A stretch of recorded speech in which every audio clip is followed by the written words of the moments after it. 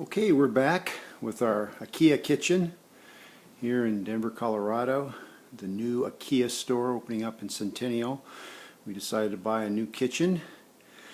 And as you can see, we're coming along. I would say this is about, as far as hours, probably a good 20 hours worth of work. Several people helping build cabinets. And it's coming along real nice.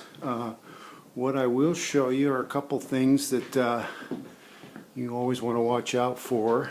Of course, the sink.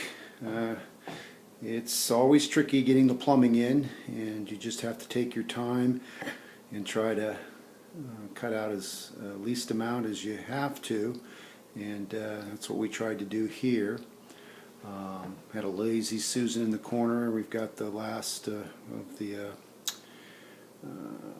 cabinet doors we're putting on. And one thing though I was going to mention is when we're setting the cabinets, you can see back underneath the cabinets with the white caps, this is where you secure it to the wall. And the only problem I saw with that is it's not like the upper cabinets that have the rail system, so if you're not hitting studs, you just connect obviously to the rail and bolt it in. Here you're actually having to use, depending on your wall, in our case there were no studs we hit because we're faced with these corners where we have to go in. We had to anchor them. It seems to be holding really well. We used the best anchors that we could for drywall, but it would have been nice to hit some studs. But I guess with the countertops on top, they're not going anywhere on that standpoint. Haven't gotten our knobs on the doors yet, as you can see here, but and shelving. But we wanted to get this side done because you're going to see in our next video we'll be working on, again, this whole side is going to have cabinets as well.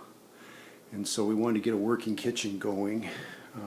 This fascia board, again, is something you'll have to get when you have a dishwasher like us on the side. Ikea supplies it. It has to be pre-cut though. It's not perfectly fit.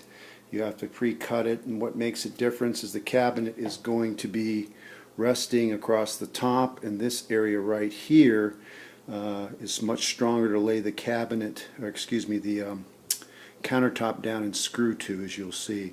So that's what we're looking at there. Back over here, you got to have the right measurements when you're trying to get back in that microwave, but it turned out real good on that standpoint. Drawers can be a little tricky. Took some time. They're easy to assemble once you spend about 2 hours going over the instructions.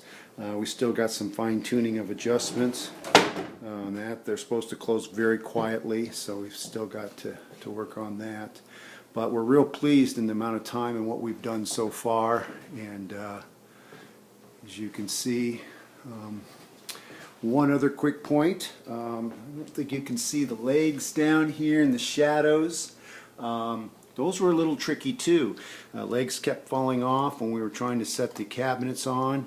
And what you're looking at there is a situation where you have to supply your own screws to screw those on if you're using legs. We use legs because of the unevenness of the floor, and so adjustment and whatnot were a little tricky compared to where you can mount that header board on the back and set the cabinet on that and only have 2 front legs. In this setup there'll be a toe kick that's installed, which we can talk about when we put that on our final touches. We'll be doing, of course, crown molding on the top. We decided not to go with the molding you can do on the bottom and lights. We might still change our mind there. But other than that, again, very pleased so far. It's a lot of work. Had a lot of great help with family members all teaming up, and we've made some quick work of it, and we will show you what's going on the next video.